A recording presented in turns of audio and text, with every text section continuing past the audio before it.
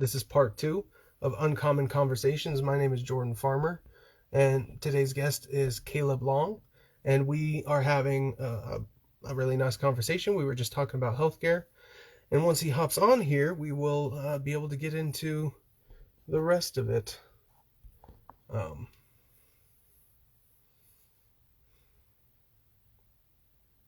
Hello, everyone. How you guys doing? Comments are open, so until Kaleb gets here, you guys can ask me any questions. Any questions you might have.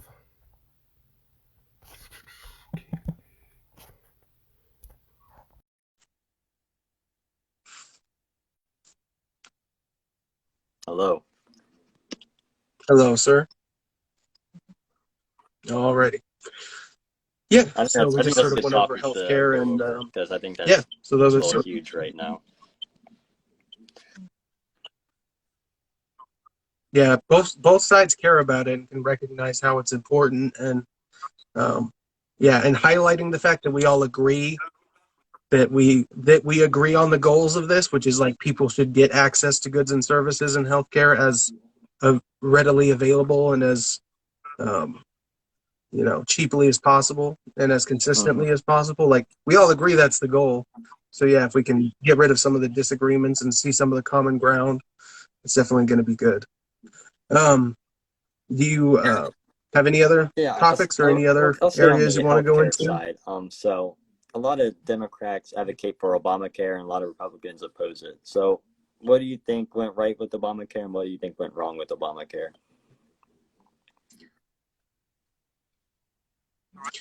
That's a good question. What do I think went right with Obamacare?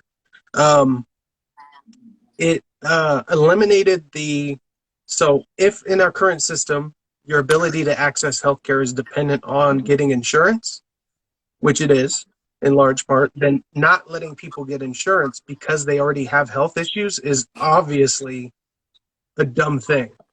Like it's literally negating the exact people that need access to it in the first place. So increasing access, it definitely increased access to lots of people. Not if you don't include the pricing of it all, and you just include the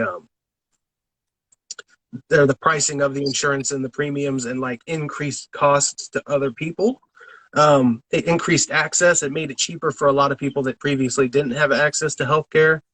They could stay. You should be able to stay on your parents' plan as long as you pay your portion, or they want you on their plan forever. There's no reason why should have to expire at a certain time.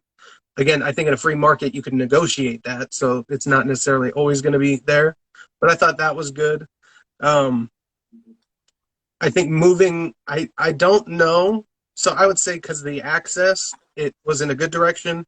Because of the pricing effects, it kind of went in a bad direction. It did not fix the system fundamentally.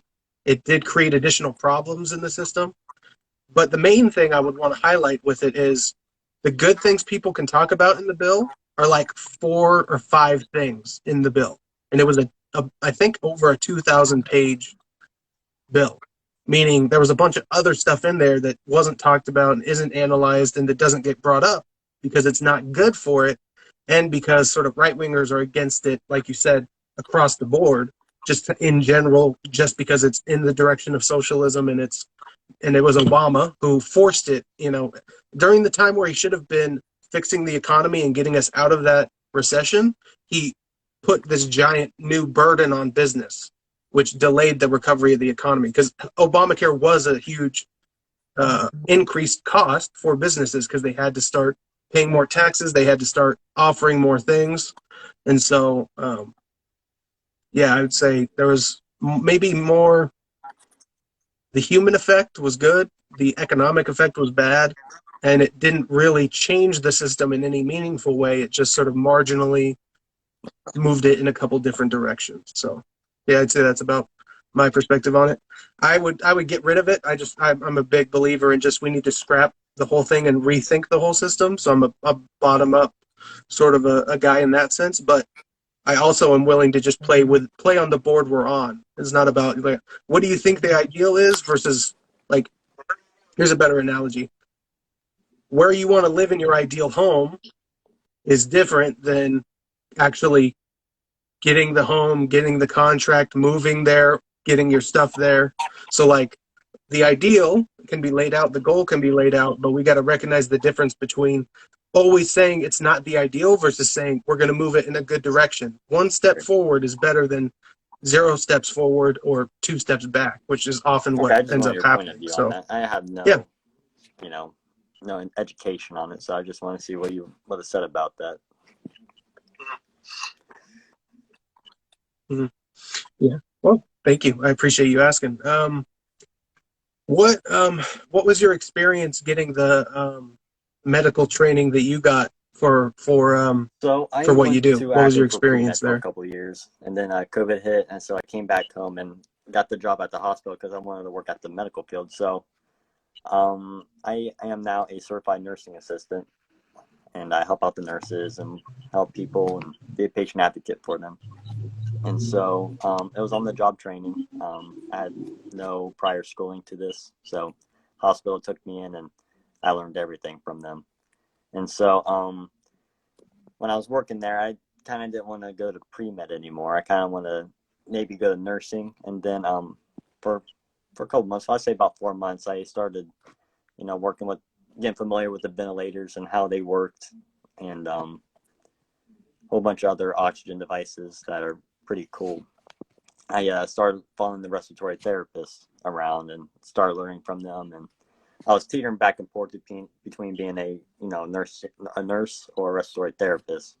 And so now I'm going to school for a respiratory therapist because I think that it is important, and I don't think a lot of people know about respiratory therapists because they're kind of like on the back end. They just know about nurses, maybe physical therapists, doctors, obviously, and nurse practitioners and stuff like that. So I'm getting school for respiratory therapy. I'm in my 2nd semester of the program, so it's going really good, and learning a lot, especially being familiar with everything that I'm dealing with.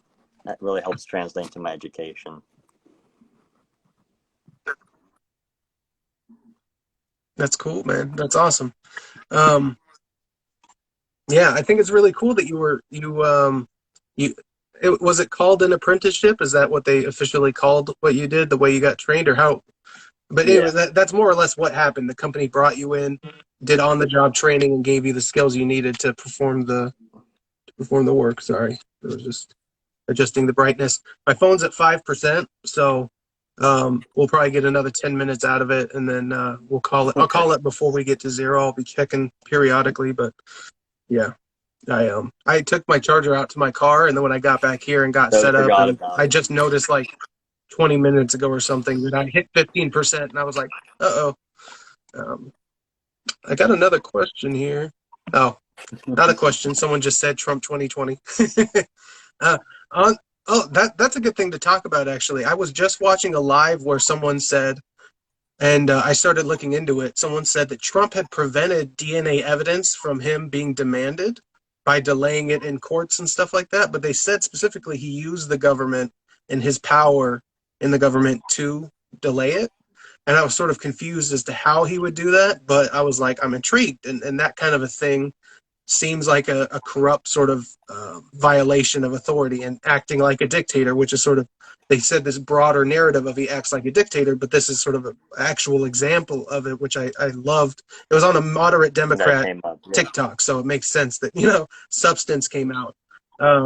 But so what he did was he, I think, officially had the Department of Justice be his lawyer for this because he's technically a federal employee with a salary. So they sort of used that provision where they offered legal services through the Department of Justice to federal employees and try to make it so that they would do it for him. I want to look into, was he just manipulating that, but that's like done by other politicians too? Or was this unique to him? And then again, if it was at the time and I had learned about this, I would have started saying, this seems like an impeachable thing. It seems like he's getting around dealing with a rape charge, perverting our government. That's exactly what I stand against. So I wish that fact and that substance had been able to come out, or conservatives, if they knew about it, had talked about it more. But because of the climate around Trump was so toxic, I'm not surprised it didn't get brought up, because who was going to talk about it? Who was going to bring it up?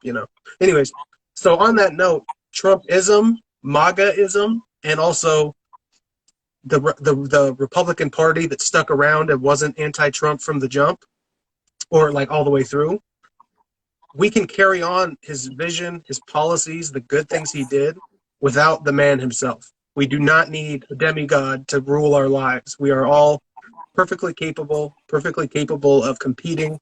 There's many other more patriotic and much easier to, listen to billionaires out there that have all the economic understanding that he does. And so I will vote for who I think is best in 2024, but I don't think it has to be really Trump. like I think to see this. DeSantis, if he's shown to advocate for the right policies, he's shown that he fights for the right issues. And so if that carries over to a national platform, I might choose him over Trump, even if they run, because I think, again, it's the policies that matter more. And if you can have a guy who advocates for the policies and appeals to 30%, 40% of the other side, then we move the whole ball forward with these policies in a whole new level. Trump rightfully kind of reset and reignited the testicles of the Republican Party. And I'm happy he did it, but we should evolve past a point. I'm aligning with the Republican Party now just because on balance, I think they're much more substantive, much more concerned with the right things, and they let the outsider in. So there's room for reform. The Democrat Party, I don't think we have any chance of fixing or any chance of actually helping because they're corrupt and bought out and they cut people out, whereas the Republican Party lets people in. And so, I would be willing to advocate for DeSantis over Trump readily, and I think we need to remove the man from the policies and move forward with, move forward with them. We shouldn't be afraid to say he did good things, even if he was a rapist and a piece of crap and should have been impeached. I really like DeSantis, actually. I think he's for the people. He doesn't impede on anyone's rights, and he makes the right choices, I believe. So. Yeah, and he performed in the middle of the pack in terms of COVID deaths and all that kind of data. But he has the oldest state, or the second oldest state. It's either the oldest or the second oldest, but I think it's the oldest.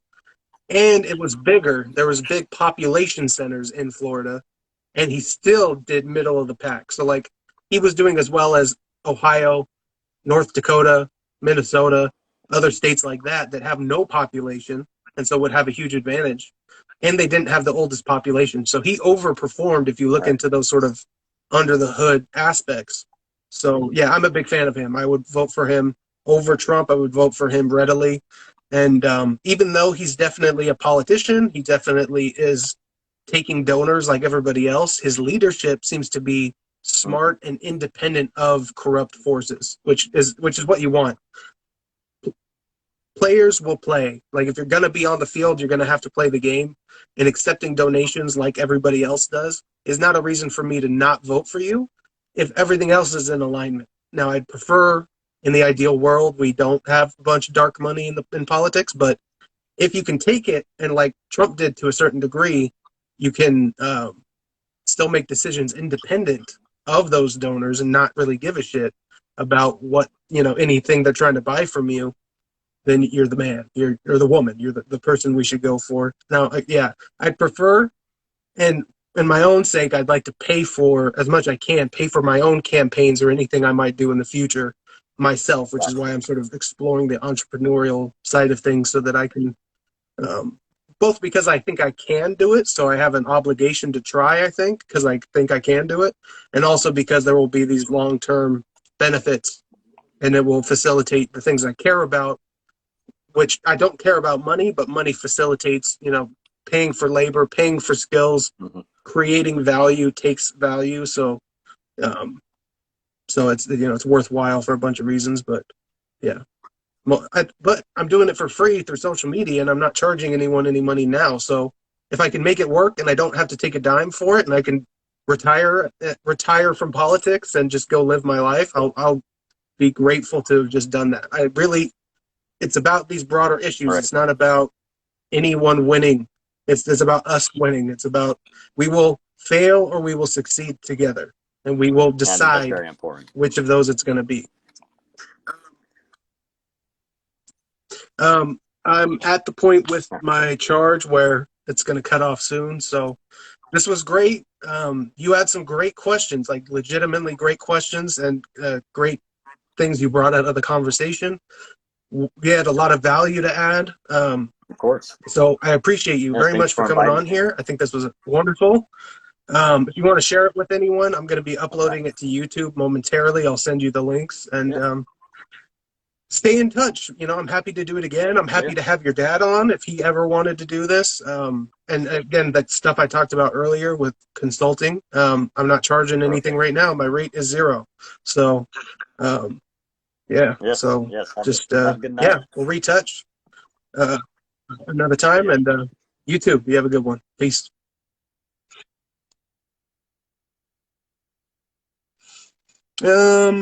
What's up, people? I'll hang on for a few seconds if you have any questions or comments, and I'll respond until the phone. Well, no. I'm at 3%, so once I hit 1%, then I'll hop away. That was really great. That was a really great conversation. What up? Yeah, not much is up, other than just I had a great conversation. He really brought a lot of things that I was not expecting, wasn't anticipating. All right, Morgan. I think you're the only one here left, so peace, homie. Love you.